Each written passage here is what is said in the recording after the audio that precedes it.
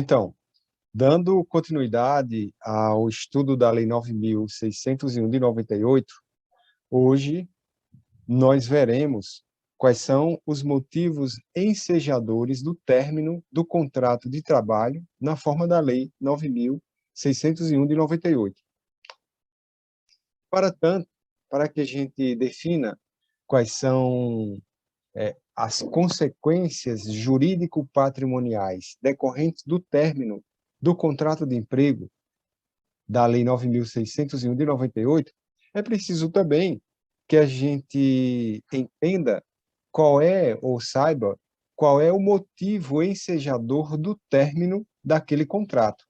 Porque, a depender da razão pela qual o contrato está a ser encerrado, teremos estas ou aquelas consequências. Lembrando que o contrato da Lei 9.601 de 98 é um contrato por prazo determinado, ele é de, no máximo, 2 anos, para que assim aconteça a necessidade imperiosa de autorização dessa modalidade de contratação por uma norma coletiva, ou seja, por um acordo ou por uma convenção coletiva de trabalho. Então, nós iremos ver agora quais são as consequências e lembrando que essas consequências, elas reverberam, ou grande parte delas, mas eu deixarei claro esta situação que eu vou falar agora, grande parte dessas consequências vale para qualquer contrato por prazo determinado. E assim, então, as consequências jurídicas decorrentes do término do contrato de emprego, na forma da Lei 9.601 de 98, tem as consequências jurídicas, boa parte dessas consequências tem interseção, ou intersecção com as consequências jurídicas do término do contrato de emprego por prazo determinado, por exemplo, regido pela CLT, por exemplo, regido por outra lei esparsa, extravagante ou especial de natureza trabalhista, como a Lei 6.019 de 74, dentre outras, tá certo? Então, existem pontos comuns e existem pontos ou consequências que decorrerão somente pelo fato de o término estar se dando dentro da Lei 9.601 de 98. Portanto, para que nós, para que nós saibamos essas consequências, vamos definir o motivo pelo qual o contrato está a ser encerrado. Então, a primeira hipótese é a extinção normal do contrato. É a forma mais corriqueira que se tem de consequências jurídicas, é aquela que decorre do término normal do contrato de emprego. Então, se o contrato foi acordado por 1 ano, se o contrato foi acordado por 2 anos, que é o tempo máximo, então, findo aquele último dia daquele primeiro ano, para o primeiro caso, ou findo aquele último dia daquele segundo ano, para o segundo caso, não, o empregado não é demitido, não. O empregado simplesmente tem fim, ou aquela relação de emprego, melhor dizendo, tem fim, porque chegou o último dia do contrato de emprego, tal como avançado, tal como acordado inicialmente entre as partes. Então, se não é demitido, então já não tem as consequências de quem é demitido. Então, término normal. Então, findo, a primeira consequência, ou as primeiras consequências que a gente estudará, será exatamente aquelas decorrentes pela extinção normal do contrato de emprego. Então, pela extinção normal do contrato de emprego, na forma da Lei 9.601 de 98, qual é a primeira consequência jurídica? É o direito ao saldo de salário, né? Direito ao saldo de salário. Então, o empregado, quando tem fim aquele contrato de emprego, tem direito de receber todos os valores de natureza salarial que, porventura, não foram até aquele instante pago. Por exemplo, se o empregado, se o último dia desse contrato dá-se no dia 10, então, no dia 15, 14, no meio do mês, não é dia, geralmente, não é dia de pagamento de salário, porque, de regra, o pagamento do salário dá-se no mês subsequente ao trabalhado, até o 5º dia útil subsequente ao trabalhado. Então, geralmente, o empregado trabalha no mês de, a gente está no mês de maio, né?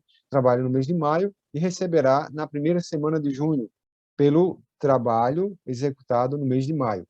E se o empregado tem como último dia do contrato de emprego o dia 10 de um mês, né, no meio do mês, então, uma das consequências é receber o saldo de salário, não só daqueles 10, 30 avos, então, se ele trabalhou até o dia 10 daquele mês, como sendo o último dia daquele contrato, ele terá direito de receber 10, 30 avos relativos àquele mês, e o saldo de salário, que porventura, o restante do salário, que porventura até então não foi pago. Imaginemos que no mês anterior o empregador tinha pago somente 80% do salário. Então, aquela é a oportunidade de o empregador quitar aquele contrato relativamente ao salário. Então, saldo de salário é o primeiro direito que tem o empregado ao ter fim normal o seu contrato de emprego.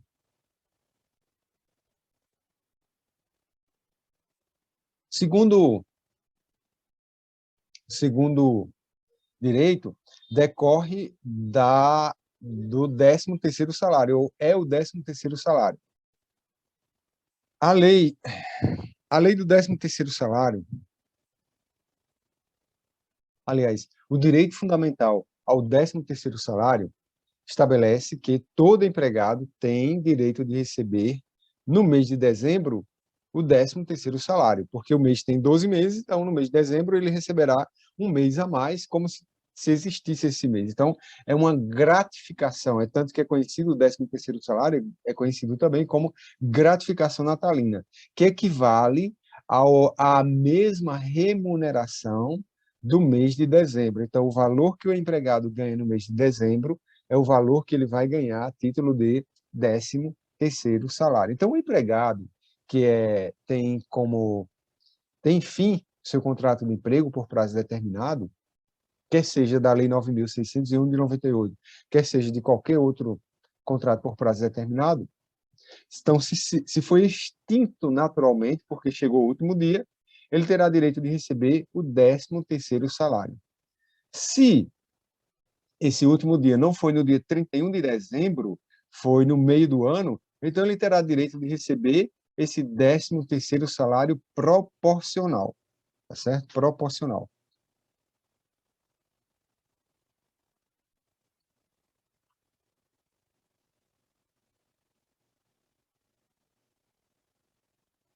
A Lei 4.090 de 62, 4090 de 62, estabelece o regime jurídico da gratificação natalina, né? Em Minas Gerais, vamos ver se eu consigo compartilhar aqui. Então, essa é a Lei 4.090 de 62, que instituiu a gratificação natalina para os trabalhadores. E essa lei, ela é clara ao estabelecer que a cada mês trabalhado, o empregado tem direito de receber um dozeavos do 13º salário. Então, se o empregado, por exemplo, ele trabalhou o último dia desse contrato por prazo determinado foi 30 de junho, então ele terá direito de receber, a título de gratificação natalina e de modo proporcional, 6/12 do salário dele. Então, como ainda estamos em junho, ele vai receber, vai ter como parâmetro para definir esses 6/12, perdão, o valor recebido no mês de junho. Então, será 6/12 da remuneração de junho. É o valor da remuneração a que ele tem direito. Então, o artigo 1º diz o seguinte: no mês de dezembro de cada ano, a todo empregado será paga pelo empregador uma gratificação salarial independentemente da remuneração a que fizer jus.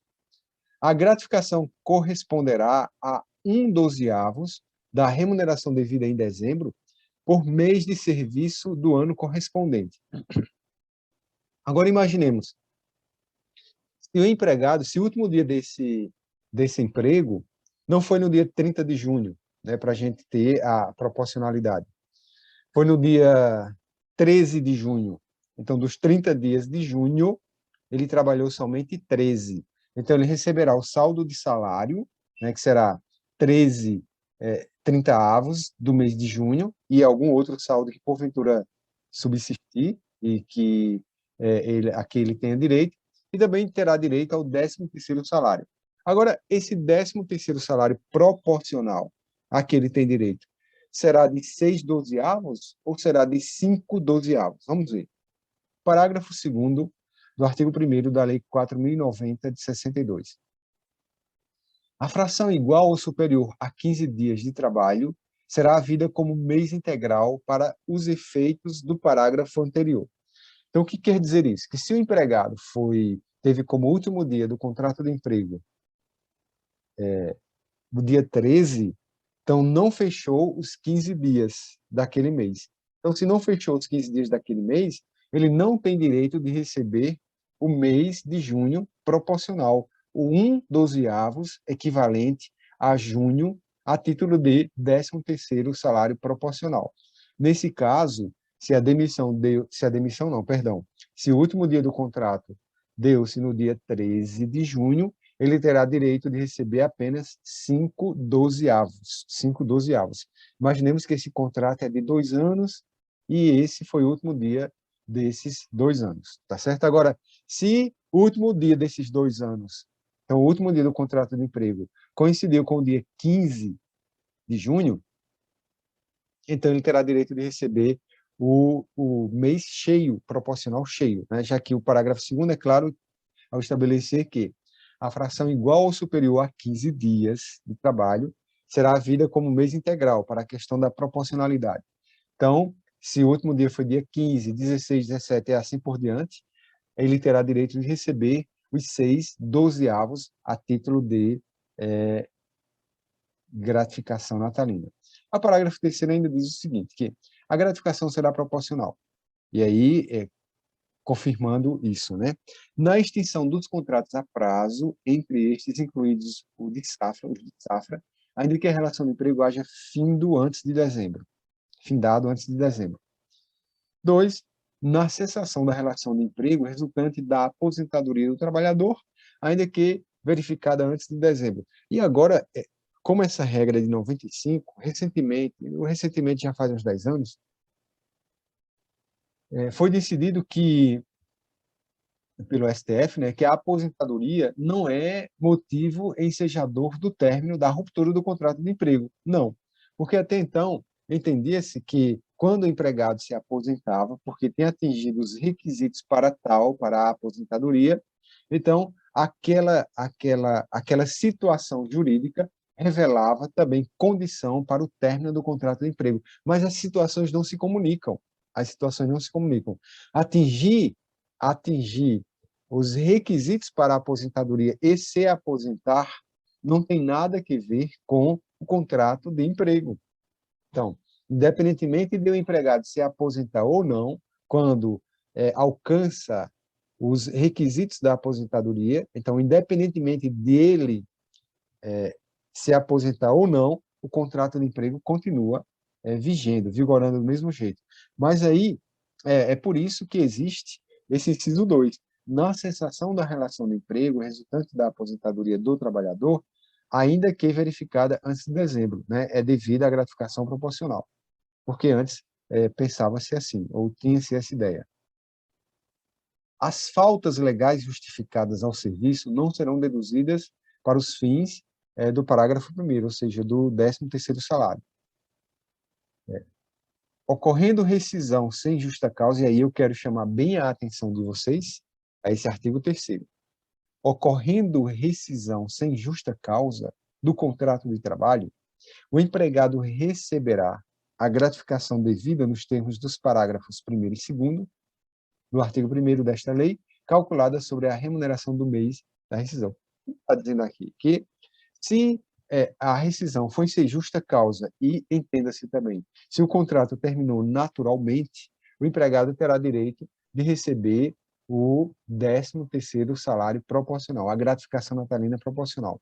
Veja que, a contrário senso, se o empregado for demitido por justa causa, não é o caso daqui, né? A gente está no fim do contrato de emprego, então ele tem sim direito à gratificação natalina de modo proporcional, mas, pelo teor do artigo 3º, se o empregado for demitido por justa causa, ele não terá direito à gratificação natalina proporcional. Olha só, ocorrendo, por quê? Porque o artigo 3º é muito claro ao estabelecer que, ocorrendo rescisão sem justa causa, e aí engloba-se aqui também o término normal do contrato, porque o contrato tem fim, mas sem quaisquer justas causas havidas, né, tanto provocadas pelo empregador ou pelo empregado. Então, ocorrendo rescisão sem justa causa, então, no caso também de o empregador mandar embora o empregado sem que ele tenha cometido qualquer justa causa, simplesmente o empregador não quer mais aquele empregado por N razões.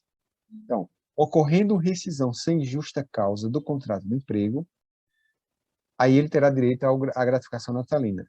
Isso daqui está dizendo que se a rescisão for por justa causa, ele não terá direito à gratificação natalina. Ocorre que nós somos signatários de várias convenções internacionais do trabalho, né?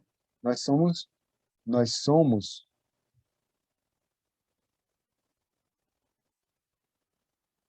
nós somos signatários, por exemplo, da Convenção 132 da OIT. A Convenção 132 da OIT, deixa eu ver,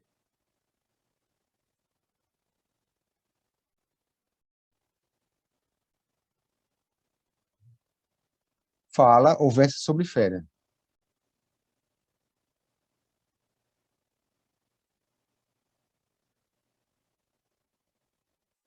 Fala ou versa sobre férias, tá certo? Então, deixe-me só dividir com vocês aqui.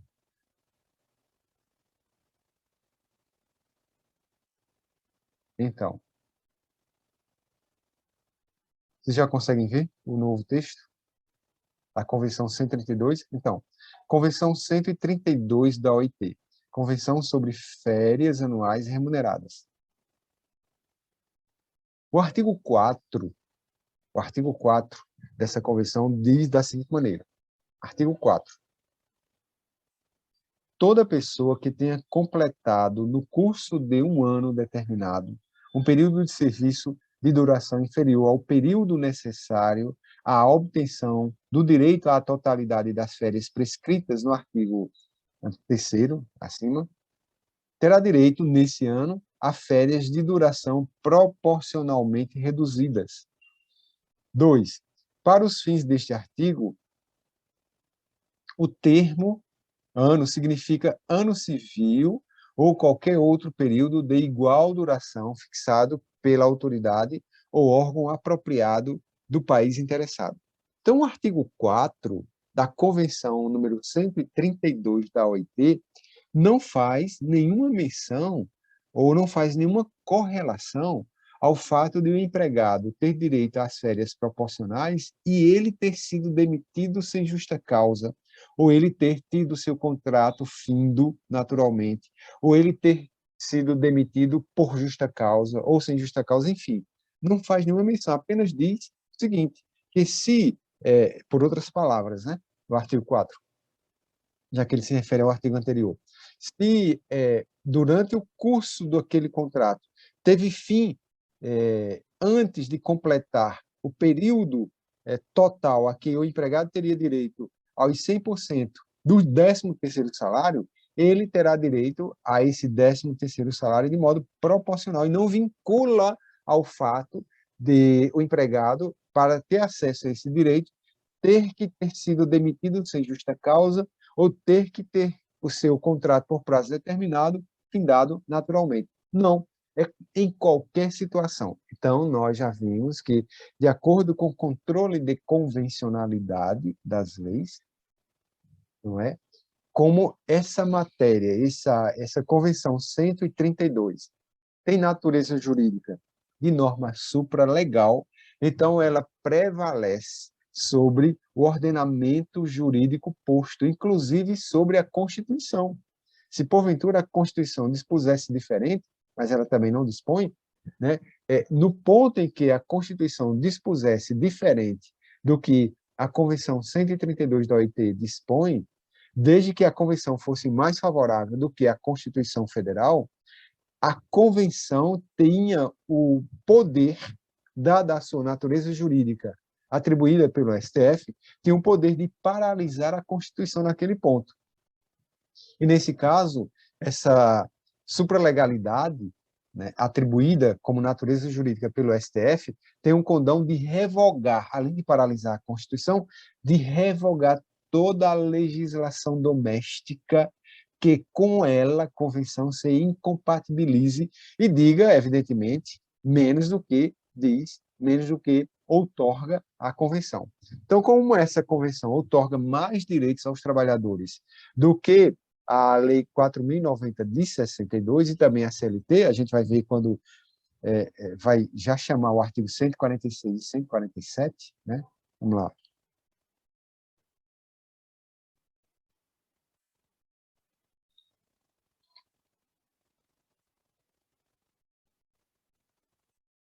O artigo 146 e 147, que também a gente vai inferir que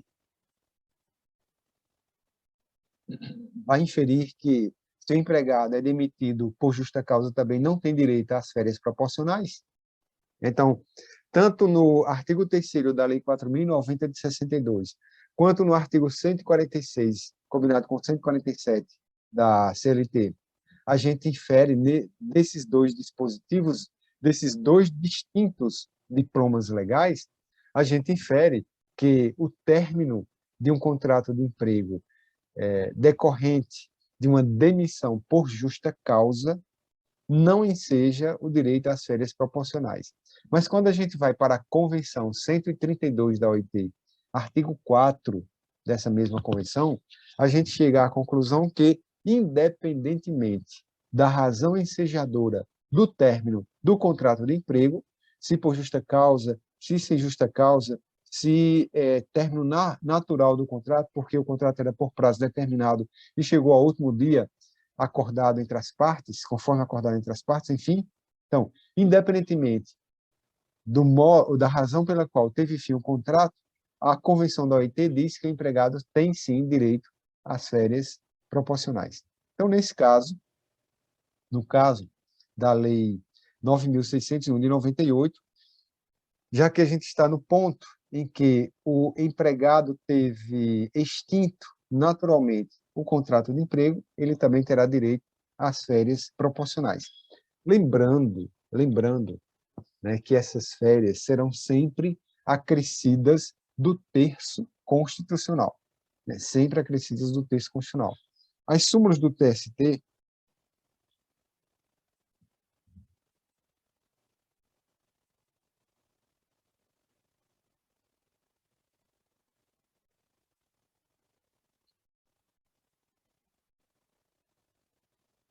a súmula 328 do TST é muito clara ao estabelecer que a remuneração das férias sempre será acrescida do terço constitucional. Até porque o artigo 7º, inciso 17 de nossa Constituição, assim estabelece, né, que todo empregado tem direito a férias remuneradas acrescidas do terço constitucional. E aí, seguia, ainda lá para trás, né, teve-se a dúvida seguinte: e se as férias forem proporcionais e não cheias, né? Se não forem 12 dozeavos, mas sim forem 3 dozeavos de férias, por exemplo. Essas férias, ainda que proporcionais, serão remuneradas também pelo terço constitucional.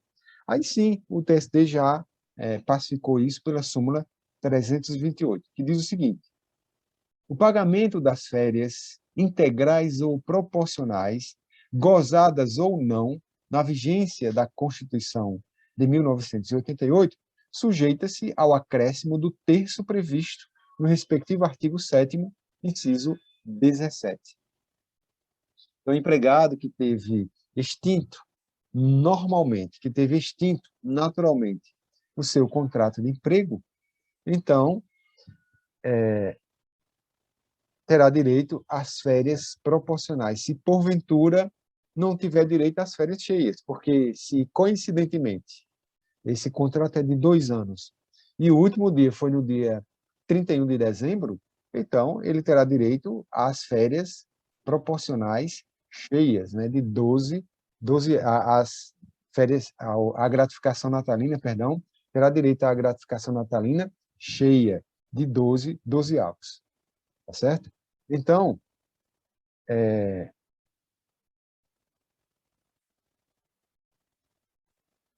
assim como também as férias de 12 avos. Pela extinção normal do contrato de emprego, além do saldo de salário, além do 13º salário, total ou proporcional, além das férias totais ou proporcionais, acrescidas sempre do terço constitucional, também ele terá direito de ter o seu FGTS liberado, né? O empregado que tem findo naturalmente o contrato da Lei 9.601 de 98 terá direito de ter o seu FGTS liberado. O artigo 20, inciso 9, da Lei 8.036 de 90, né?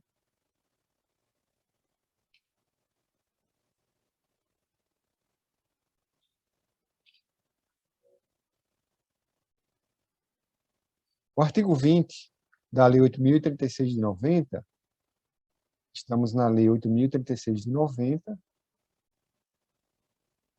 aqui institui o FGTS, e vamos lá para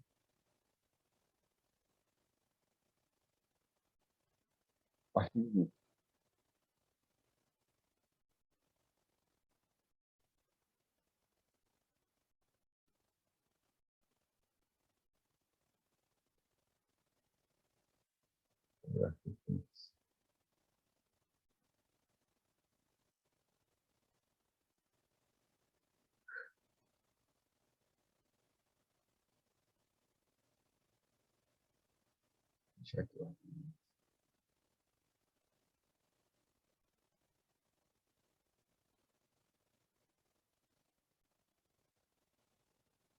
O artigo 20 traz as hipóteses de movimentação da conta vinculada.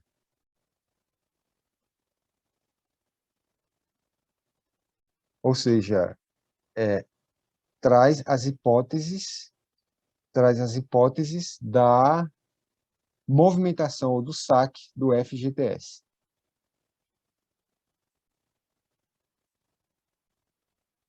Artigo 20. Veja só, pessoal, se cair, porque só são 40 minutos, aí vocês entrem novamente no link, tá certo? Vocês estão com o link, né?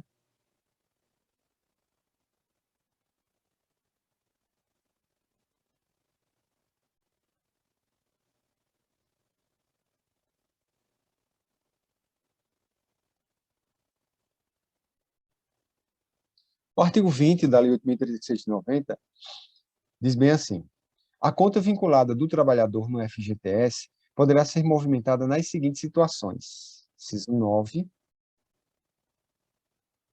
extinção normal do contrato a termo, ou seja, extinção normal do contrato por prazo determinado, inclusive o dos trabalhadores temporários regidos pela Lei 6.019 de 74.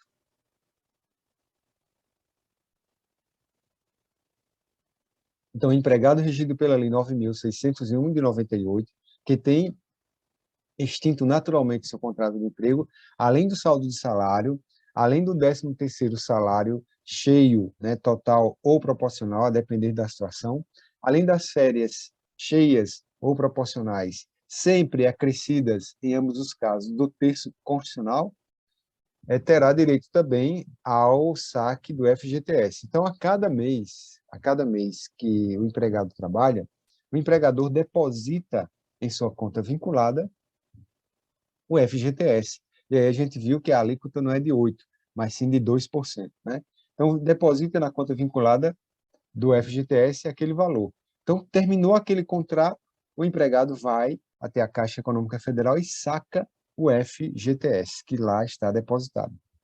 Além disso, ele terá direito de receber, de sacar também, os depósitos vinculados, que estão na conta vinculada, na conta do FGTS do empregado e que, porventura, ainda não foram retirados, não foram sacados pelo empregado.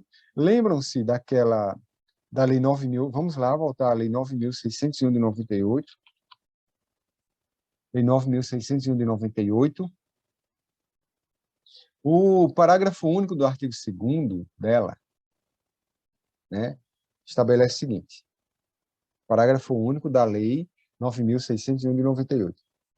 As partes estabelecerão na convenção ou acordo coletivo, lembrando que a contratação só se dá se realmente existir essa norma coletiva, né? Então, nessa mesma norma coletiva que autoriza a contratação na forma da Lei 9.601 de 98, as partes devem acordar, dentre outros, o seguinte assunto, tal como estabelece o parágrafo único do artigo 2º.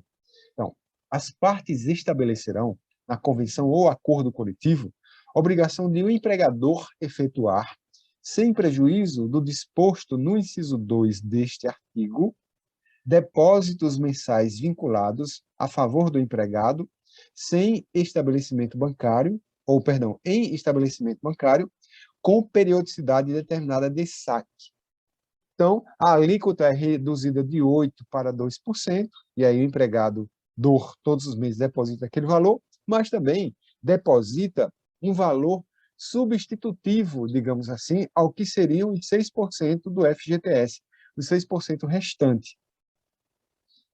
E a própria norma coletiva vai dizer que a cada 3 meses, ou a cada 2 meses, ou a cada 6 meses, o empregado sacará aquele valor. Então, se chegou ao fim, naturalmente, o contrato da Lei 9.698, todos esses valores que foram depositados por força do parágrafo único do artigo 2º e que, porventura, ainda não tiverem sido sacados, também será a oportunidade de, na forma do artigo 20, inciso 9, da lei do FGTS, combinado com essa daqui, será a oportunidade em que o empregado também sacará. Tá certo? Então, essas são, digamos assim, são as consequências jurídico-patrimoniais decorrentes do término normal do contrato de emprego previsto na Lei 9.601 de 98. Pergunto-lhes, alguma dúvida até aí? Professor, tem como repetir rapidamente os artigos que o senhor disse que são combinados para essa última fala aí que o senhor Essa fez? última fala, tem sim.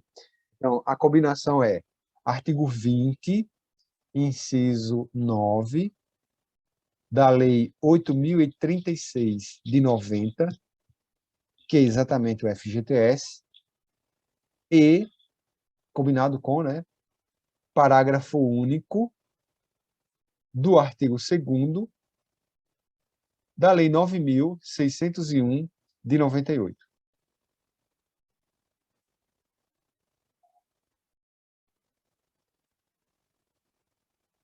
Beleza, obrigado.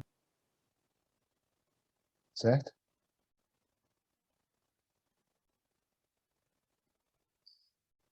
Então, a próxima razão ensejadora do término do contrato de emprego será dispensa antecipada e sem justa causa obreira, né? Então, quando o empregado é dispensado antes do termo avançado entre as partes, antes da data acordada inicialmente para o último dia do contrato de emprego.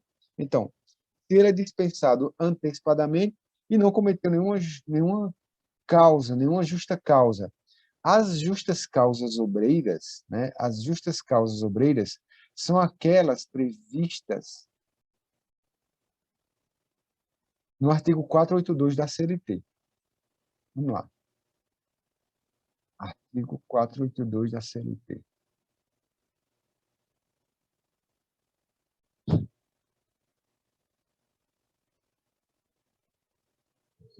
Aqui.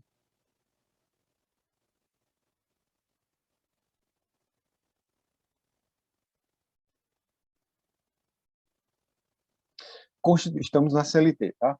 Constitui justa causa para a rescisão do contrato de trabalho pelo empregador. Ato de improbidade, incontinência de conduta ou mau procedimento, aquele empregado que é respondão, aquele empregado que atrasa as tarefas, aquele empregado, enfim, que se comporta mal no meio ambiente, enfim. Então, incontinência de conduta ou mau procedimento, negociação habitual por conta própria ou alheia, sem permissão do empregador e quando constitui ato de concorrência à empresa para a qual trabalha o empregado ou for prejudicial ao serviço. Então, se o empregado trabalha numa loja que vende, ou numa fábrica que fabrica perfumes, fabrica sabonetes, e passa a vender sabonetes de outra marca dentro da empresa ou mesmo fora. Então, é motivo ensejador do término do contrato de emprego, por justa causa dada pelo próprio empregado,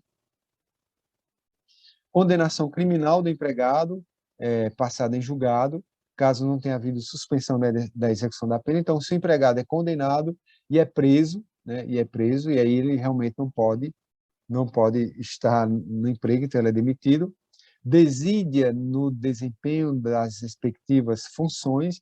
Então, se o empregado ele é preguiçoso, é desidioso, né? São palavras sinônimas, então é motivo ensejador.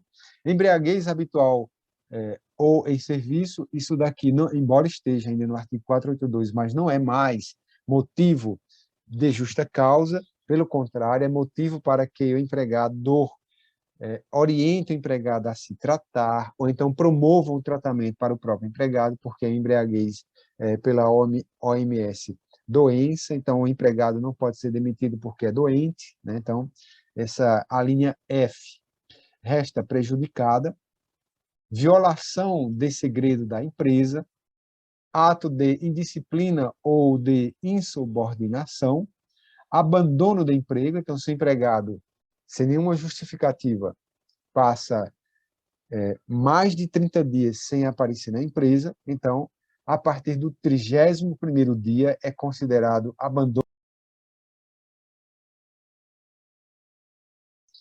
Então, estamos no artigo 482 da CLT, que estabelece meios de ensejadores, ou estabelece quais são as razões ensejadoras da ruptura do contrato de emprego por causa dada pelo empregado, né? Então, são justas causas obreiras. E aí, a linha I, estávamos na linha I do artigo 482, abandono do emprego, então, mais de 30 dias, aí é caracterizado falta injustificada por mais de 30 dias consecutivos, razão de abandono do emprego, é compreendido como sendo a razão abandono do emprego. J, ato lesivo da honra ou da boa fama praticado no serviço contra qualquer pessoa ou ofensas físicas nas mesmas condições, salvo em caso de legítima defesa própria ou de outrem. Então, se empregado começa, né, a xingar empregador, família, enfim, em razão de orientação sexual, em razão de crença, em razão do que quer que seja, aí já é motivo ensejador da ruptura por justa causa dada pelo empregado. Ainda, ato lesivo da honra ou da boa fama, ou ofensas físicas praticadas contra empregadores superiores hierárquicos, prática constante de jogos de azar. Então, o empregado vive jogando na empresa, então ele pode perder no emprego, então ele é tão azarado que perde no jogo e ainda pode perder o emprego, porque é motivo ensejador também do término por justa causa do empregado. M, perda da habilitação ou dos requisitos estabelecidos em lei para o exercício da profissão em decorrência de conduta dolosa do empregado. Porque vai que o empregado é médico em um estabelecimento privado, médico humano ou médico veterinário, e simplesmente ele é julgado no Tribunal de Ética do conselho correspondente e é condenado à perda da licença para clinicar. Então, é também motivo ensejador da ruptura do contrato de emprego por justa causa.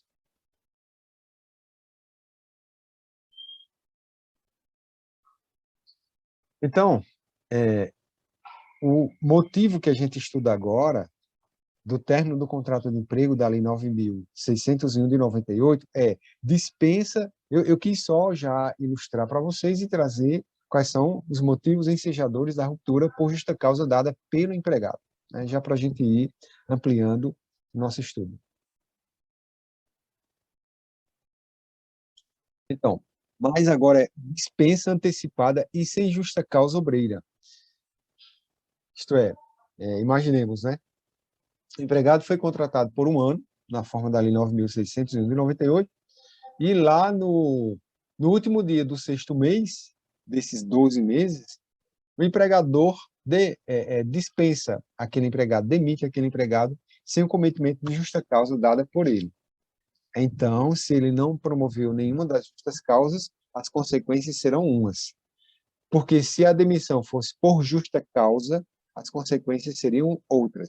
E quais são as consequências nesse caso? Dispensa antecipada e sem justa causa dada pelo empregado. Primeiro de que tudo é o saldo de salário. Todo empregado, e aí eu já digo para vocês, independentemente do motivo pelo qual ele tenha sido demitido, ele terá direito ao saldo de salário. Né? Por quê? Saldo de salário é direito adquirido. Salário é direito adquirido, porque o empregado só tem direito ao salário se ele trabalhou. Então, a contraprestação pelos serviços prestados é o salário dentro dessa relação de emprego.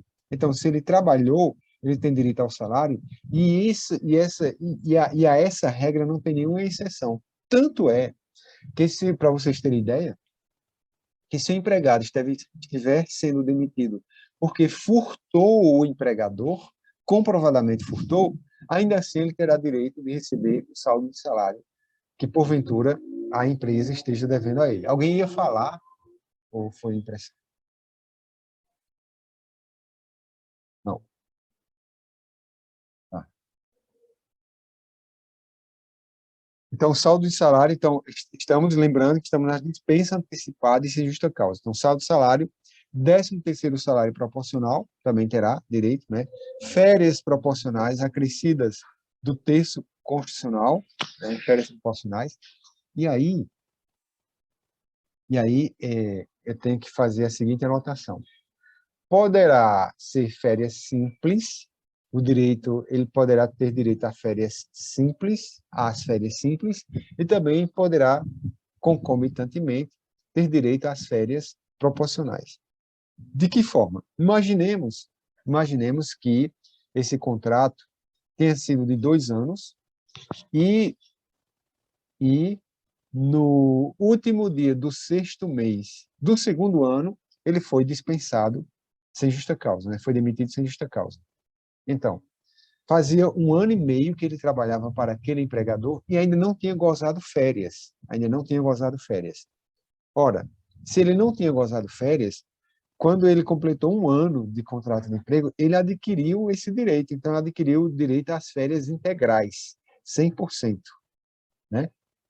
Então, como no último dia do sexto mês do segundo período, do segundo ano, ele foi demitido sem justa causa, ele terá direito de receber essas férias simples, né, essas férias integrais, equivalentes a 12 avos delas, férias acrescidas do terço constitucional, mais as férias proporcionais, isto é, 6/12, também acrescidas do terço constitucional. Então, tem direito a saldo de salário, a 13º salário proporcional. Claro que se também ele não tiver recebido o 13º salário integral do ano anterior, ele terá direito de receber agora nas contas, né, quando dá quitação do contrato de emprego. Tanto é que, se porventura essas verbas não forem pagas nos termos do que estabelece a legislação trabalhista, então o empregado poderá ir até a Justiça do Trabalho reclamar esses valores. Então, ele contrata um advogado, ingressa na Justiça e pleiteia esses valores. Claro que o empregado pode ir à Justiça sem advogado também, né? O primeiro grau, o empregado pode ir à justiça sem advogado. Mas imagine só o empregado ir à justiça sem advogado, sendo que a empresa tem o melhor advogado. Então, o empregado que é uma pessoa do povo, né? Ainda que tenha uma formação, mas não vai ter formação, e que não seja essa formação na área do direito, então vai ficar fácil a outra parte passar a perna nesse empregado, já que passou até então, porque findar o contrato e não ter pago ainda as férias, não ter concedido as férias, nem ter pago o 13º salário, então significa dizer que essa empresa não é tão idônea. Então, se tem um advogado com a empresa e o empregado está sem advogado, empregado, está em extrema desvantagem. A defesa técnica, isto é, a defesa por um advogado, é de suma importância para que os direitos da parte daquela pessoa seja garantido, porque é o advogado que é o detentor do conhecimento técnico, pelo menos em tese, é o detentor do conhecimento técnico em disputa, tanto do conhecimento relativo ao direito material, quanto ao conhecimento relativo ao direito processual. Porque, por exemplo, chega em dado instante do processo que o juiz, muito embora veja que o empregado tem direito, mas como não tem pedido expresso, o juiz não pode deferir, porque senão será uma sentença extrapetita. Sentença extrapetita, ou seja, sentença fora do pedido, é sentença nula. Por exemplo, se o empregado tem direito às férias, tem direito a horas extras e tem direito a adicional noturno. Então, os cartões de ponto mostram que aquele empregado sempre trabalhou depois das 22 horas e nunca recebeu adicional noturno, nunca recebeu. Mas no pedido, quando o empregado monta a petição e formula os pedidos, ele não pede o adicional noturno. Ora, se ele não pede o adicional noturno, o juiz não pode sentenciar no sentido de outorgar o adicional noturno àquele empregado, mesmo o juiz vendo que ele tem direito àquele adicional noturno. Porque, senão, será uma sentença extrapetita, ou seja, fora do pedido, e aí essa sentença, nessa parte, será nula. O juiz está jungido, o juiz está atrelado ao pedido. Então, o juiz só resolve se tiver pedido expresso, dado ao princípio da inércia da jurisdição. O princípio da inércia da jurisdição estabelece que, para que o juiz não se contamine com a questão que ele é posta a decidir, então ele não pode tomar nenhuma medida senão na exata forma do que o pedido foi feito, nos exatos termos ou nos exatos limites do que o pedido foi feito. Então, o princípio da inércia da jurisdição. O juiz só se pronuncia se pedido expresso tiver. Certo? Só um instantinho.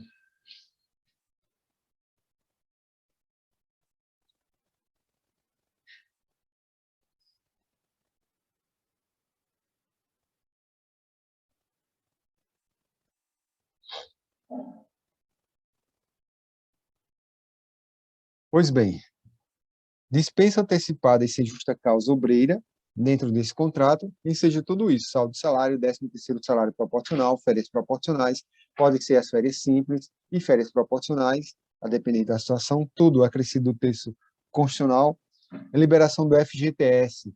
Então, como ele foi dispensado sem justa causa, ele terá direito de movimentar o FGTS. O FGTS, olha só, artigo 20. Estamos agora na Lei 8.036 de 90, Lei do FGTS, artigo 20.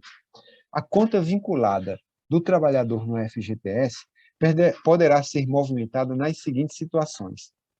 Inciso 1. Dispensa sem justa causa, inclusive a indireta, de culpa recíproca e de força maior. Então, dispensa sem justa causa. Como é o caso, então ele terá direito de sacar o FGTS. Nesse caso, como ele foi demitido sem justa causa, ele sacará esse FGTS acrescido dos 40%, olha só. O artigo 18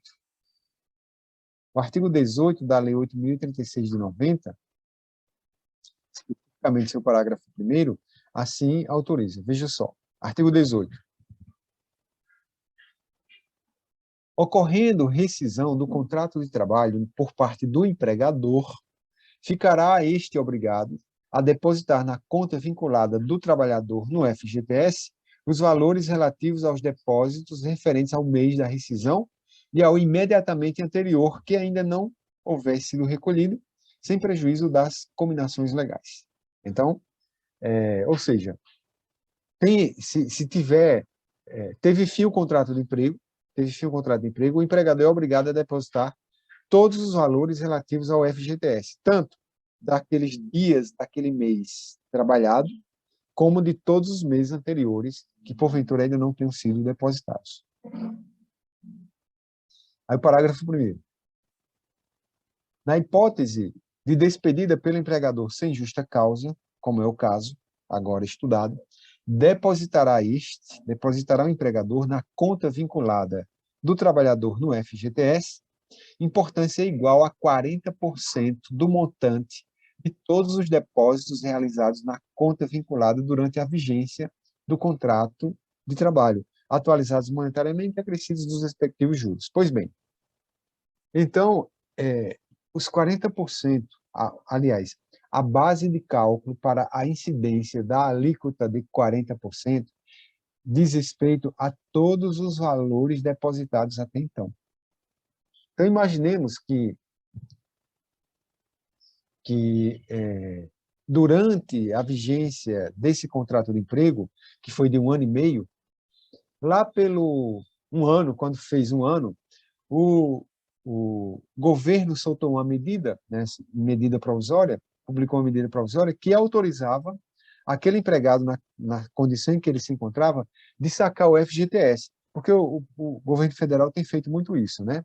Tem soltado medidas provisórias que são convertidas em lei e que autoriza o saque do FGTS diante de tais e quais condições. Então, imaginemos que as condições apresentadas por essa medida provisória ou por essa lei autorizativa do saque do FGTS eram condições que esse empregado cumpria. E aí, nesse ano, ele sacou. Ele tem 1 ano de FGTS já depositado, ele sacou. Só que com mais 6 meses, com 6 meses depois, ele foi demitido sem justa causa, como é o caso. Então, esses 40% incidirão sobre todos os depósitos que foram feitos na conta vinculada até aquela data, independentemente de ter havido saque. Então, imaginemos, se não tivesse havido saque, existiria na conta vinculada daquele empregado, imaginemos, R$1.000. Como houve saque, existe somente R$500. Como houve saque, só existem R$500. Os 40% incidirão sobre os R$1.000, como se saque não tivesse havido. Certo? Saque não tivesse havido. Tanto é que o empregado, quando vai até a Caixa Econômica e pega o extrato do FGTS, no canto superior direito assim, tem os 2 saldos. Então, tem saldo para fins rescisórios e saldo do FGTS. Saldo para fins rescisórios, para fins de término do contrato de emprego e cálculo qualquer que precise saber quanto tinha na conta vinculada daquele empregado. Então, saldo para fins rescisórios, então saldo para incidência da multa dos 40%, por exemplo, né? Saldo para fins rescisórios e saldo do FGTS. Então, aquele saldo para fins rescisórios é o saldo de todos os valores, é a soma de todos os valores depositados até aquela data. Tá certo? E saldo do FGTS é o valor que tem lá, que pode coincidir com o saldo para fins rescisórios se porventura não tiver havido nenhum saque. Então, a base de cálculo para o cálculo dos 40% do FGTS, para a incidência dos 40%, é o saldo para fins rescisórios, e não o saldo do FGTS, nesse caso. Compreendido até aí?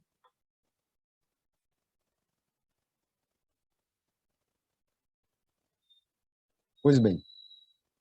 Então, dispensa antecipada e sem justa causa. Ele tem saldo de salário, 13º salário proporcional, férias proporcionais, liberação do FGTS acrescida dos 40%, e liberação dos depósitos vinculados especiais. A gente já viu que o parágrafo único do artigo 2º, parágrafo único do artigo 2º da Lei 9.601 de 98 exige que a norma coletiva que autorizou a contratação também especifique um valor a ser depositado na conta vinculada do FGTS com periodicidade de saque também garantida pela mesma norma coletiva. Esses valores que foram depositados por força da norma coletiva, se porventura ainda não tiverem sido sacados, poderão ser nessa oportunidade. E indenização normativa substitutiva da prevista no artigo 479 da CLT. Vamos lá voltar à Lei 9.601 de 98.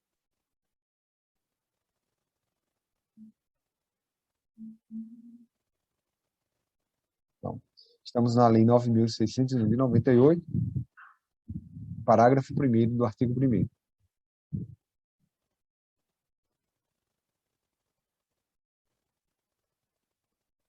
As partes estabelecerão na convenção ou acordo coletivo referido neste artigo, inciso 1, a indenização para as hipóteses de rescisão antecipada do contrato de que trata este artigo, por iniciativa do empregador ou do empregado, não se aplicando o disposto nos artigos 479 e 480. Veja só, se o empregado não fosse contratado na forma da Lei 9.601 de 98, mas sim na forma da CLT, por exemplo, e estivesse sendo demitido sem justa causa, como é o caso, então ele teria direito de receber metade do que receberia se tivesse permanecido no emprego até o final. Então, se o contrato era de 2 anos e ele foi demitido no último dia do 6º mês, então ele receberia metade a que teria direito se tivesse fechado os 2 anos. Então, é só saber qual o valor do salário, né? Imaginemos que o salário fosse de R$ 1.000. Imaginemos que é o valor do salário mínimo, R$ 1.000. Então, como restavam 6 meses, então ele teria direito de receber a título de indenização por essa dispensa sem justa causa antes do termo e provocada pelo empregador, teria direito de receber metade desses 6 mil. Então, ele receberia, pelo artigo 479 da CLT, R$ 3.000. Ocorre que a própria lei separou, ou aliás, afastou o artigo 479 da CLT. Então, ele não incide nessas relações. Porém, a própria lei estabelece que a norma coletiva deve estipular uma indenização substitutiva àquela prevista no artigo 479. Por isso que a indenização normativa substitutiva prevista no artigo 1º, parágrafo 1º, inciso 1, da Lei 9.698, deve ser paga nessa oportunidade, tá certo? Então, é a própria lei que assim estabelece. Nesse caso, lembrando que nesse caso, certamente as partes acordaram uma indenização normativa substitutiva à prevista na CLT inferior à prevista na CLT, porque senão não teria vantagem contratar segundo a Lei 9.601 de 98, tá certo? Então, essa indenização para as hipóteses de rescisão antecipada do contrato deve ser no valor, elas acontecem provavelmente em um valor bem inferior ao valor correspondente ao artigo 479, porque senão não teria vantagem contratar na forma da Lei 9.601 de 98. Lembrem-se que nós estamos em uma lei que mitiga, em certa medida, os direitos trabalhistas, justamente para incentivar o empregador a contratar na forma dela, porque os empregados, porque, primeiro, os empregados contratados implicarão em menos ônus para o empregador, né, do que se ele contratasse na forma da CLT. Segundo, essa lei existe para incentivar essa contratação justamente para formalizar os postos de emprego, já que à época, e ainda hoje, né, existem inúmeros postos de trabalho informais. Postos de trabalho informais são aqueles em que os trabalhadores laboram sem carteira assinada, sem registro oficial, portanto, sem acesso a todos os direitos fundamentais dos trabalhadores e, assim, sem acesso também à seguridade social, ao seguro social. Se o empregado desse adoece, não tem direito de receber, por exemplo, auxílio-doença. Se o empregado desse é acidentado no trabalho, o empregado que não é formalizado, né, é acidentado no trabalho, também não terá direito ao auxílio-doença acidentário e assim por diante. Então, o seguro social não cobre essa situação. Então, essas são as verbas devidas pelo empregador ao empregado, contratado na forma da Lei 9.601 de 98, que tem o seu contrato antecipado antes do termo avançado entre as partes. Saldo de salário, 13º salário proporcional e cheio, né, e cheio também, se porventura ainda não tiver sido pago, férias proporcionais e férias cheias, a depender da situação, como eu expliquei, saque do FGTS acrescido do texto constitucional, saque dos depósitos vinculados, que porventura ainda não tiverem sido sacados, e indenização normativa substitutiva à prevista no artigo 479 da CLT. Tudo bem até aí? Então, vimos duas hipóteses, duas situações. Veja que já tem algumas verbas, elas coincidem, e outras verbas não. Extinção normal, vimos as consequências, e extinção por dispensa antecipada do contrato de emprego, do empregado naquele contrato de emprego. Agora vamos lá. Pedido de demissão antes do término do contrato. Então, quando o empregado pede demissão antes do contrato, antes do último dia do contrato, tal como acordado inicialmente. Quais são as consequências jurídicas? Bom, aqui, o empregador não cometeu nenhuma justa causa. Apenas o empregado, por qualquer razão, ou porque conseguiu um emprego melhor, ou porque vai viajar, ou porque conseguiu uma bolsa para estudar fora, enfim, por qualquer razão, ele pede demissão, ou simplesmente não está mais afim de trabalhar ali. Ele pede demissão. Então, quais são as consequências jurídicas? A primeira delas, não poderia ser diferente, é o saldo de salário. Então, o empregado terá direito ao saldo de salário, terá direito também ao 13º salário proporcional ou integral, né? Então, se ele está, por exemplo, há 1 ano e meio, mas o empregador não pagou o 13º salário relativamente ao primeiro ano, então ele tem direito de receber esse 13º salário integral e ainda tem também direito de receber o 13º salário proporcional, 6/12. As férias proporcionais e férias simples também, férias simples que eu digo é as férias cheias, né?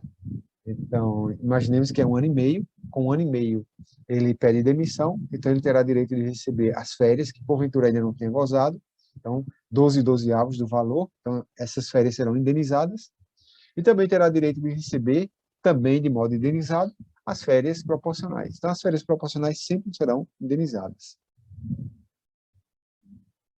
Tudo isso, né, em relação ao 13º salário, a base é a Lei 4.090 de 62, né? As férias, a base é justamente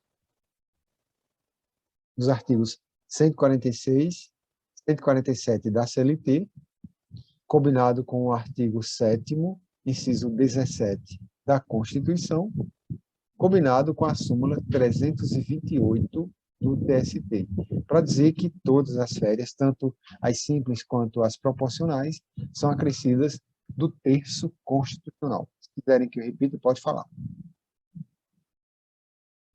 E como ele pediu demissão, ele não saca FGTS, né? Não saca FGTS. Justamente porque o motivo, justamente porque o motivo do saque do FGTS é a demissão sem justa causa, né? E não o pedido de demissão. Dentre outras, né? Demissão sem justa causa, mas o pedido de demissão não está elencado no artigo 20 como sendo uma das hipóteses de saque do FGTS. Então, nesse caso, ele não saca o FGTS, certo? Pedido de demissão. Ele tem direito de sacar os depósitos bancários vinculados, caso ainda não tenha sacado, tá certo? Esses depósitos bancários vinculados, lembrando, são aqueles previstos no parágrafo único do artigo 2º da Lei 9.601 de 98. Esses depósitos são valores definidos na norma coletiva como compensação pela diminuição do percentual do FGTS de 8% para 2%.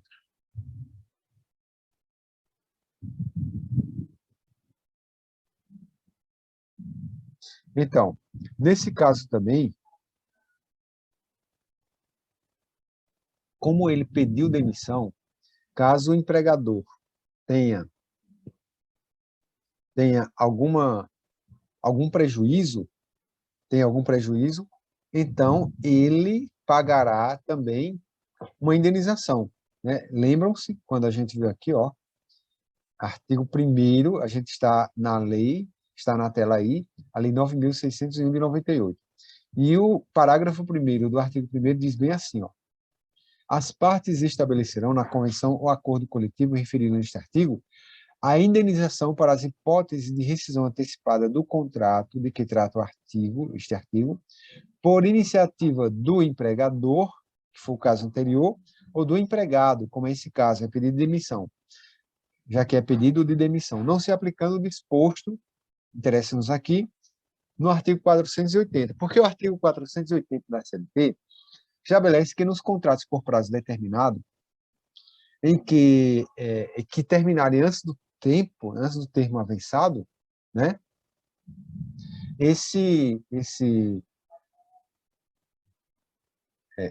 Caso o empregador tenha experienciado prejuízo, o empregado que pediu demissão, então, deverá pagar uma indenização. Só que a indenização, nos termos do artigo 480 da CLT, nunca será superior àquela a que teria o empregado em idênticas condições. Então, se fosse o caso de um empregador dispensando o empregado sem justa causa antes do termo, tá certo? Então, não se aplica o artigo 480, aplica-se a indenização normativa substitutiva ao artigo 480. Então, nesse caso, se decorrente do pedido de demissão, o empregador experienciar prejuízo, poderá cobrar a indenização prevista na norma coletiva, já que será a própria norma coletiva que disporá sobre essa indenização, tá certo? Então, pedido de demissão pode ensejar também pagamento de indenização por parte do empregado ao empregador.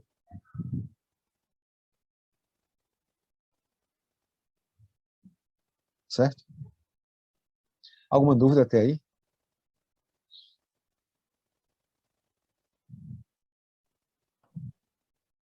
Senão, a gente vai para o último caso.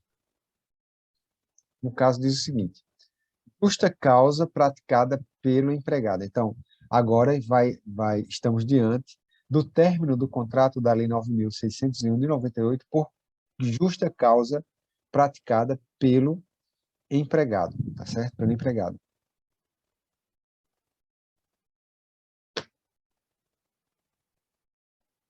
Então, quais são as verbas a que tem direito aquele empregado?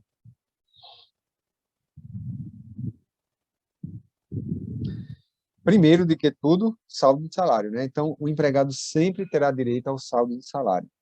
O empregado, pela CLT, né, já que ele está sendo demitido por justa causa, pela CLT, ele não terá direito às férias proporcionais. Deixa eu ver aqui onde é que está a CLT. Tá aqui. Então, vamos lá. 146.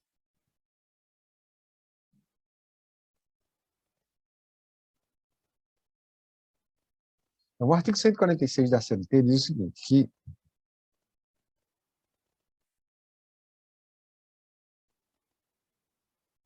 o artigo 146 da CLT diz o seguinte, que na cessação do contrato de trabalho, qualquer que seja a sua causa, será devida ao empregado a remuneração simples ou em dobro, conforme o caso, correspondente ao período de férias cujo direito tenha adquirido. Então, claro, férias em dobro, se porventura já foi extrapolado o tempo outorgado pelo artigo 134 da CLT para que o empregador concedesse as férias. Então, quando o empregado adquire as férias, na forma do artigo 130 da CLT, o empregador é obrigado a conceder as férias nos 12 meses subsequentes à aquisição desse direito. Então, esses 12 meses subsequentes, na forma do artigo 134 da CLT, é o período concessivo. Se for extrapolado esse período concessivo, então o empregador pagará as férias em dobro, remunerá-las em dobro, tá certo? Então, quando o empregado é demitido por justa causa, o empregado não terá direito às férias proporcionais, mas ele terá direito às férias cujo direito já tem adquirido. Se ele foi demitido por justa causa, o contrato era de 2 anos, ele foi demitido por justa causa no último dia do 6º mês do 2º ano, e ainda não tem gozado férias, então ele terá direito de receber as férias cheias, as férias integrais, acrescidas do terço constitucional, né? Equivalente a 12 dozeavos da remuneração do mês de junho, né? Que é o mês de referência para que seja calculadas as férias. E, segundo a CLT, não terá direito às férias proporcionais. Veja só. Parágrafo único do artigo 146. Na cessação do contrato de trabalho após 12 meses de serviço, o empregado, desde que não haja sido demitido por justa causa, então, não haja sido demitido por justa causa, terá direito à remuneração relativa ao período incompleto de férias, de acordo com o artigo 130, na proporção de 1/12 por mês de serviço, ou fração superior a 14 dias. Então, a cada 15 dias, o empregado já adquire 1/12 de férias. A cada 15 dias, o empregado adquire 1/12 de férias. Mas, como ele foi demitido por justa causa, ele não tem direito às férias proporcionais na forma do parágrafo único do artigo 146. Só que, né, nós já vimos que, de acordo com a Convenção 132 da OIT, de acordo com o seu artigo 4, não há essa limitação.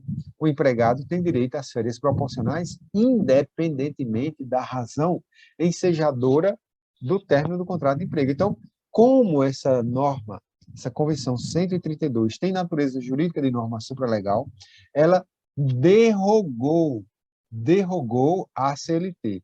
O que é derrogar? É revogar parcialmente.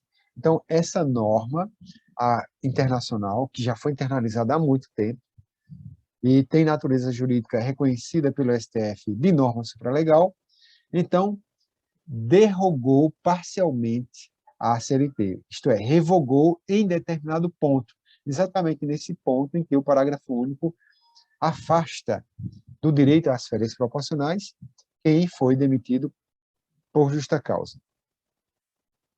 Então, o empregado não tem direito ao 13º salário proporcional, porque foi demitido por justa causa. E a Lei 4.090 de 62 afasta esse direito quando o empregado é demitido por justa causa. Nós não temos uma outra norma que possa cobrir essa limitação dada pela Lei 4.090 de 62. Então, não tem direito ao 13º salário proporcional, tem direito às férias proporcionais e às férias integrais. Então, aquele tem direito às férias proporcionais com base no artigo 4 da Convenção 132 da OIT, não libera o FGTS, né, já que ele foi demitido por justa causa. Então, o artigo 20 não autoriza a liberação do FGTS, a movimentação da conta vinculada. Também não tem direito à indenização normativa substitutiva à do artigo 479. Não tem direito, porque só tem direito a essa norma se ele foi demitido por justa causa, como a gente viu, né? E terá direito de receber os depósitos vinculados, os depósitos